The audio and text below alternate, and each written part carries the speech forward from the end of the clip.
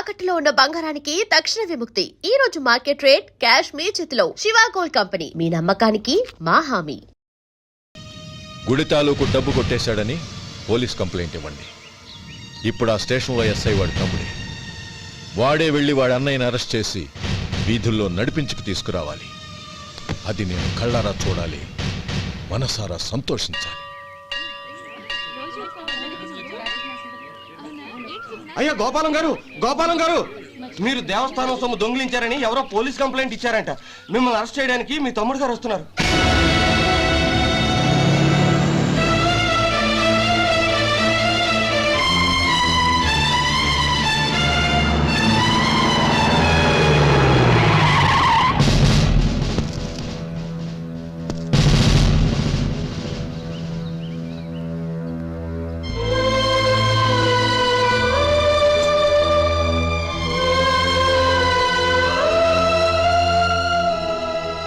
చూడు గోపి, ఎప్పుడు నువ్వు ఉద్యోగంలో చేరావో అప్పుడే తనా పరానే తేడా మర్చిపోవాలి.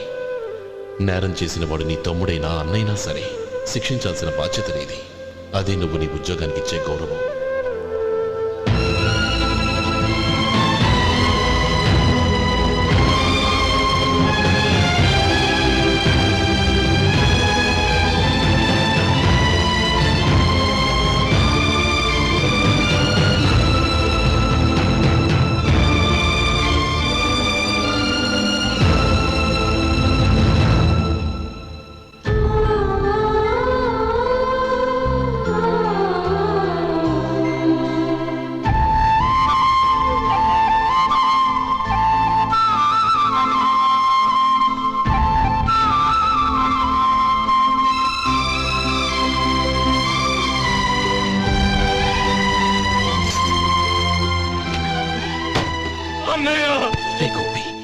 ఏమిట్రా ఇది? నన్ను క్షమించన్నయ్య. నేను కోరి ఉద్యోగుల చేరిన మాట నిజమే, కానీ ఇలాంటి పరిస్థితి ఎదురవుతుంది అనుకోలేదు. నా ఒంట్లో ప్రతి రక్త పట్టు నీ భిక్షానన్నయ్య. నిన్ను అవమానపరిచి ఉద్యోగం నిలబెట్టుకునే బదులు నా ప్రాణాలను వదులుకుంటారు, కానీ ఈ పని మాత్రం నేను చేయలేనన్నయ్య.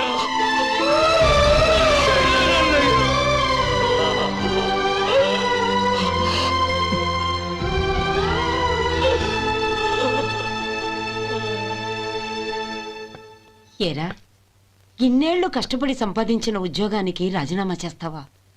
కనీసం నీ పెళ్ళాం ఏమనుకుంటుందోనని ఆలోచించావా? ఇందులో అనుకోవడానికి ఏముంది మామగారు? ఎండనక వాననక కష్టపడి ఓ తండ్రి కంటే ఎక్కువగా ఈయన్ని పెంచి పెద్ద చేశారు బావగారు. అలాంటి దేవుణ్ణి అరెస్ట్ చేసే ఆ ఉద్యోగం ఈయనకు అవసరం లేదు. బాగుంది. అన్నకు తగ్గ తమ్ముడు, తమ్ముడికి తగ్గ పెళ్ళాం. సరే, మీ ఇష్టం. నానమ్మ, అన్నయ్యడి. నమస్కారం అండి. ఓ, నువ్వా? రా కూర్చో. పర్వాలేదండి. ఏంటి ఇలా వచ్చావు? ఆ రోజు నా కంపెనీని మూసేయమన్నారు. ఇప్పుడు నేను మూసేయడానికి సిద్ధంగా ఉన్నాను. దానికి ప్రతిఫలంగా నాకు 5 లక్షలు కావాలి. అలాగే, నీకు కావాల్సిన 5 లక్షలు నేను ఇస్తాను. చాలా థ్యాంక్స్ అండి. కానీ మీరు మీ కంపెనీని మూసేయక్కర్లేదు. సార్? అవును మిస్టర్ మధు, మీ అన్నగారికి జరిగిన అన్యాయం గురించి తెలుసుకున్నాను.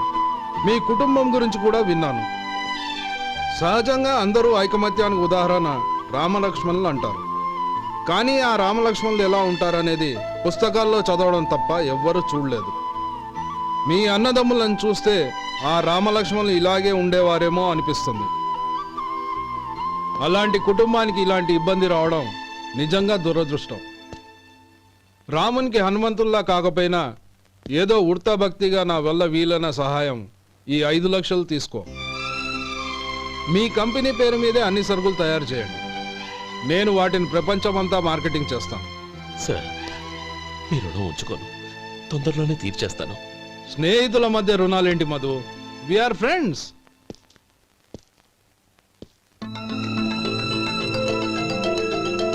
ఏంటే అక్కడ ఆగిపోయావు? రా. నువ్వు మీ అన్నయ్యని అరెస్ట్ చేయడానికి అట్టెళ్ళావు, ఆయన లొంగిపోవడానికి ఇటు వచ్చారు. అవును, యూనిఫామ్ చేత్తో పట్టుకొచ్చావేంటి? సార్, నేను రే, ఈ మాత్రం దానికే బెదిరిపోయి ఉద్యోగం వదులుకుంటావా? నువ్వు ఇలాంటివి ఎన్నో సమర్థవంతంగా ఎదుర్కోవాలి. నిన్ను నేను ఎస్పీగా చూడాలి. అది కాదు అన్నయ్య. ఇంకేం మాట్లాడకు. ఇన్స్పెక్టర్ గారు, నన్ను లాకప్లో పెట్టండి. ఆగండి సార్, ఆ డబ్బు ఎక్కడికి పోలేదు. నేనే తీసి జాగ్రత్త చేశాను. ఈ విషయం అన్నయ్యకి తెలియక బ్యాగులో డబ్బు కనబడకపోవడంతో అది పోయిందనుకున్నాడు. నేను పట్నం నుంచి వచ్చేసరికి జరిగిన గొడవంతా తెలిసిందే. రే మధు, జరిగిన దానికి నన్ను క్షమించనయ్యా. ఇంటికి వెళ్ళాక అన్ని వివరంగా చెప్తాను. సార్, ఇదిగోండి 5 లక్షలు. ఇది కమిటీ వాళ్ళకి అప్పగించి ఈ కేసు కొట్టేయండి సార్. భలే వాడివయ్యా, తీసినప్పుడు ఒక మాట ఆయనతో చెప్పుండొచ్చుగా. అనవసరంగా పెద్ద ఆయన స్టేషన్ వరకు రప్పించావు. Sorry sir. అన్నయ్య, మీరింటికి వెళ్ళండి. నేను లెక్క అప్ప చెప్పేసి వస్తానండి. అలాగే. ఎలా దెబ్బ కొట్టాలన్నా కుదరటం లేదు. అయినా వీళ్ళకు ఉన్న పళ్ళంగా 5 లక్షలు ఎలా వచ్చాయి? అదే బావా, నాకు అర్థం కావటం లేదు. నీకు అర్థమైతే ఆశ్చర్యపడాలి కానీ అర్థం కాకపోతే ఆశ్చర్యం ఏముంది? Useless fellow.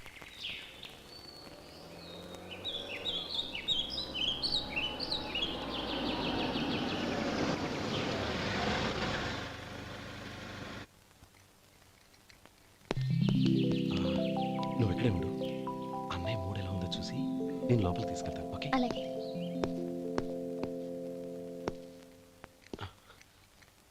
అన్నయ్య, ఏంట్రా? నేను చాలా రోజుల నుంచి నీకు విషయం చెప్తున్నాను, గుర్తుందా? ఏ విషయం? అదే అన్నయ్య, నేను ఓ అమ్మాయిని ఓ అమ్మాయిని లవ్. ఓహో, లవ్ చేస్తున్నావా? ఆ విషయం నువ్వు నాకెప్పుడు చెప్పావురా? ఊళ్ళో అందరూ అనుకుంటుంటే నేను విన్నాను. సారీ అన్నయ్య, నీకు చాన్నాళ్ళుగా చెప్పాలనుకుంటున్నాను కదా, అందువల్ల చెప్పేశానేమో అనుకున్నాను. ఓహో, ఆ అమ్మాయి వచ్చిందన్నయ్య, బయట నిలబడి ఉంది. బయట నిలబెట్టడం ఏమిట్రా? లోపలికి తీసుకురా. అలాగే అన్నయ్య. ఏయ్, అన్నయ్య మంచి మూడ్లో ఉన్నాడు, రా. కమ్.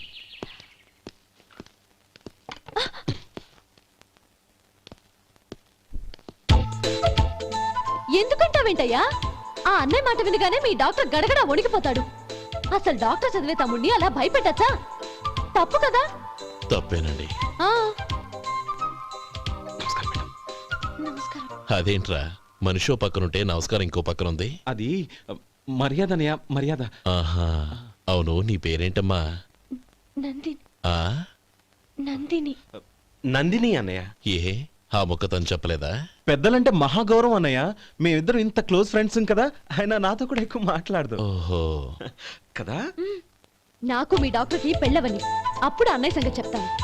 ఏం చేస్తారండి? ఏం చేస్తానా? సంవత్సరం తిరగకుండానే కవల పిల్లల్ని కని వాళ్ళ అన్నయ్య చేతిలో పెడతాను.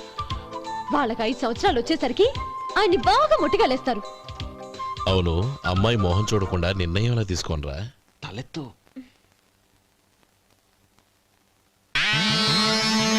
ఏం చెప్తా? అదేనండి, నందిని గారు వచ్చి వెళ్ళారని చెప్తాను. గుడ్, పైకొస్తావు. ఈయన మీ అన్నయ్య? అవును. నందిని, ఏమైంది? ఎందుకు ఏడుస్తున్నావు? ఈయన మీ అన్నయ్యని తెలియక తెలియక హాస్పిటల్ దగ్గర మర్యాద లేకుండా దురుసుగా మాట్లాడాను. ఆయన ఈ పెళ్లి ఒప్పుకోరు. ఊరుకో, అలాంటి చిన్న చిన్న విషయాల్ని మా అన్నయ్య పట్టించుకోడు. అయినా నేను కన్విన్స్ చేస్తాను కదా. ఆయనకంత అవమానం జరిగాక ఎందుకు కన్విన్స్ అవుతారు? అవ్వరు. చూడు, నువ్వు వేరే పెళ్లి చేసుకొని నీకు పుట్టబోయే బిడ్డకు నా పేరు పెట్టుకో. ఏంటో మాట్లాడు. నేనే నుయ్యగుయ్య చూసుకుంటాను. అదిగో ఆ చూపు చూడు, ఆ చూపు ఒకలా ఉంది. ఖచ్చితంగా ఆయన పెళ్లి ఒప్పుకో. నందిని, నా మాట విను ప్లీజ్. నందిని, ఆగు. రేయ్ శేఖర్, ఆ అమ్మాయి చెప్పింది నిజమే. తనని ఎప్పుడైతే హాస్పిటల్ దగ్గర చూశానో అప్పుడే నేను నిర్ణయానికి వచ్చేసాను. విన్నావా? నేను చెప్పానుగా, ఆయన ఆల్రెడీ ఓ నిర్ణయానికి వచ్చేసారట. ఇక నేను వెళ్తాను. అలాగే వెళ్ళు. వెళ్ళి ఈసారి వచ్చేటప్పుడు మీ అమ్మా నాన్నల్ని తీసుకురా. ముహూర్తాలు ఎప్పుడు పెట్టుకోవాలో నిర్ణయించుకుంటాం. అర్థం కాలేదా? నువ్వే మా వాడికి సరైన జోడి. అదే నేను తీసుకున్న నిర్ణయం. థ్యాంక్ యూ బావగారు, నన్ను ఆశీర్వదించండి. లేమ్మా, శీఘ్రమేవ కళ్యాణ ప్రాప్తిరస్తు.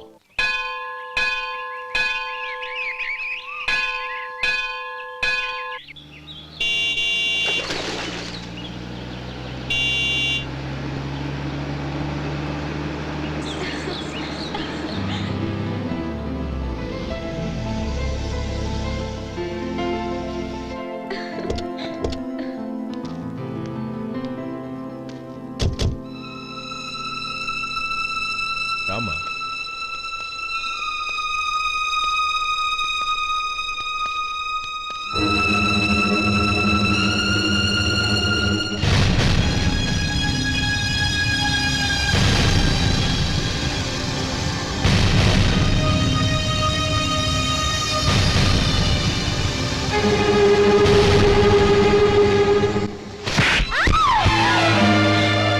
నా పరువు తీసావు కదే. ఒక బెచ్చగాడిని నువ్వు కోరుకున్న వాడికి ఇచ్చి చేసేవాడిని. కానీ నువ్వు ఎవరిని ప్రేమించావో తెలుసా? ఎవడి నీడ సోకితే పంచమహాపాతకాలు అంటుకుంటాయనుకుంటున్నానో వాడి తమ్ముణ్ణి. ఆ రోజు ఆ గోపాలం గాడు నిశ్చితార్థం వరకు వచ్చి నా చెల్లెల్ని చేసుకొని వెళ్ళిపోయాడు. ఆ ఆవేశంలో తొందరపడి ఓ పొరుగురు వాడికి నా చెల్లెల్ని ఇచ్చి పెళ్లి చేశాను. ఆ తర్వాత తెలిసింది వాడికి అంతకు ముందే పెళ్లి అయిపోయిందని. వాడు పెళ్ళైన వాడైనా పర్వాలేదు, పరమ దుర్మార్గుడు. ఇంకొకరిని ప్రేమించిన దానివేగా అని దెప్పి పడుస్తూ నా చెల్లెలికి మాటలతోనే నరకం చూపించాడు. అటు ప్రేమించిన వాడు దగా చేశాడు, ఇటు చేసుకున్నవాడు కిరాతకుడు. ఇలా చిత్రవధ అనుభవించి అనుభవించి నా చెల్లెలు ఒకరోజు స్టవ్ పేలిపోయి చనిపోయింది. దీనికంతటికీ కారణం ఎవరు? వాడు అన్న. అటువంటి వాడింటికి కోడలుగా వెళ్తావా? ఒక్క మాట చెప్తున్నాను విను. నువ్వు జీవితాంతం పెళ్లి చేసుకోకుండా ఇంట్లో పడినా పర్వాలేదు, కానీ వాడి తమ్ముడితో మాత్రం నీ పెళ్లి జరగదు. రేయ్, పురోహితుని రమ్మని చెప్పు. వచ్చే ముహూర్తంలోనే నీకు నందినికి పెళ్లి.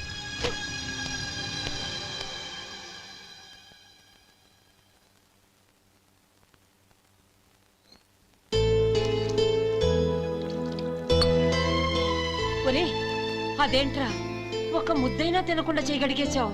నాకు ఆకలి కాలేదు నానమ్మ.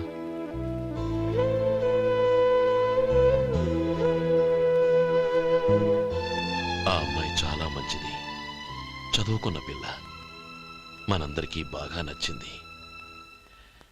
కానీ ఆ లక్ష్మీపతి గారి గురించి ఆలోచిస్తేనే నాకు భయం వేస్తోంది. వాడు మన కుటుంబం ఎప్పుడెప్పుడు విడిపోతుందా అని ఎదురు చూస్తున్నాడు. అన్నయ్య, ఆ అమ్మాయే కాదు, ఈ ప్రపంచంలో మన కుటుంబం కంటే నాకేది ఎక్కువ కాదు. ఆ పెళ్లి గురించి నేను మర్చిపోయాను, మీరు మర్చిపోండి.